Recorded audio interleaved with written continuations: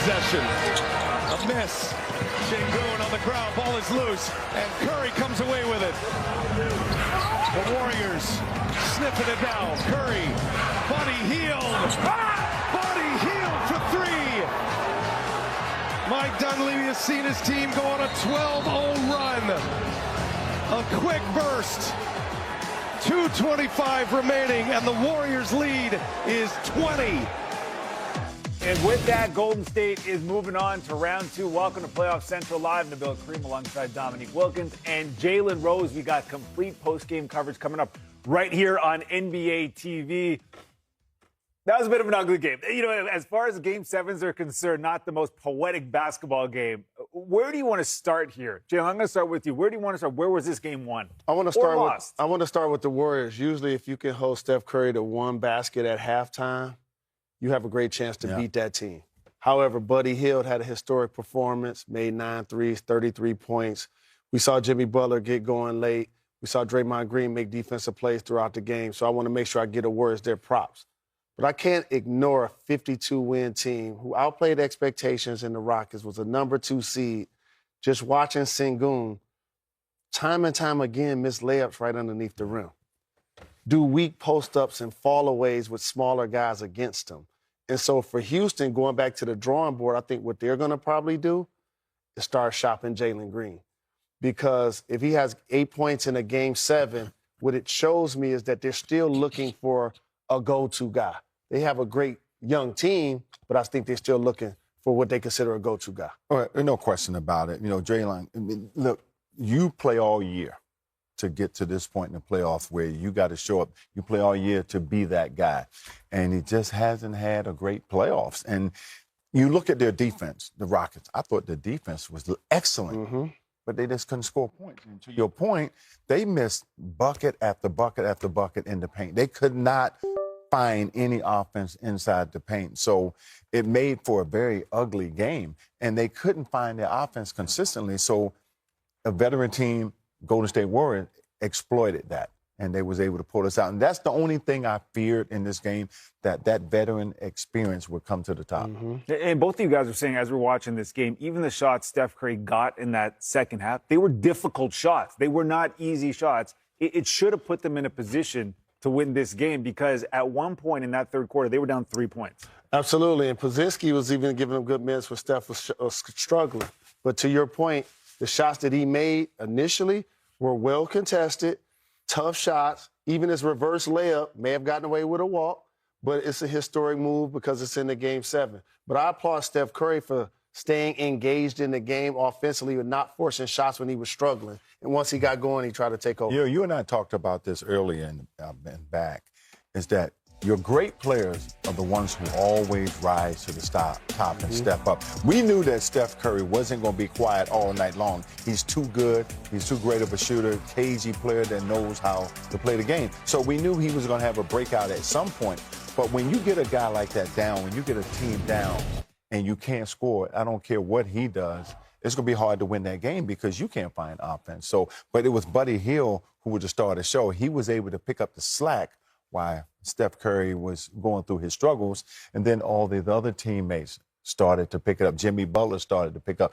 Now, you got 3 points off of their bench. When you get 3 points from your bench per game, you think you're going to win this game. But the Warriors was able to hold down the fort with their starters and get the job done.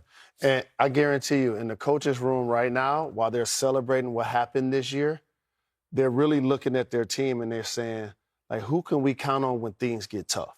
So they're looking at Van Vliet. They're looking at Thompson. We can count on them.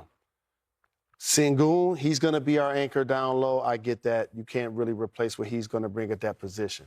But they're going to need more to bring to the table what Ime wants. Dylan Brooks wants to be a physical player, and he is a tough player, but he struggled offensively. And he got to find a balance in his game. So I want to salute the Rockets for having a great season, but I am frustrated watching them score 89 points and miss.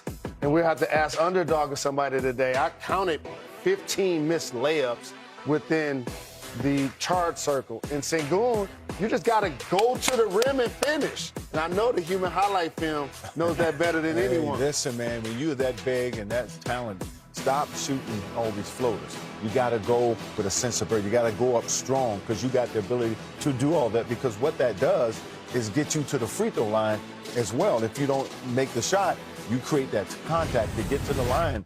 And it was just too many soft shots and floaters around the basket. And that's why they got all those missed layups. And it wasn't just him. It was, you know, a majority of those guys was on the floor who got inside that couldn't make the layups. So that hurts you, man, and that takes a lot of points off the board. Hurts the momentum of the game too, right? When you've seen those and they're starting to pile up. It's not just one guy. There are multiple guys missing. I got to say, though, Amen Thompson, man, he is special. You know what? He plays hard. You know, he gets after you. He's not afraid. He gets downhill, and he started to pick it up and started to make shots. But I think the biggest problem for the Rockets is their focus at times. And that's the youth. And that youth kind of came to the top, you know, in that second half. Now, when they cut it to 3, I said, okay, here they come. They have a shot now. But again, it was certain plays that kind of stopped their momentum. And like you mentioned, you could tell Thompson was giving it his all, probably had a cramp, probably injured his calf, but he still tried to find a way to be out there. And you know what you're going to get from him. But for the Warriors, they didn't wake up this morning thinking that Buddy Hield was going to lead them in scoring and make 9 threes. Because if he doesn't do that, clearly the game is a lot closer and Rockets have a better chance to win. But you have to be kicking yourself scoring 89 points. And look at this action for Buddy Hield. Once he got going, they started running plays for him. And this was a heat check off of one leg, Neek. And then before you know it, he's getting going from downtown, and they couldn't shut him off.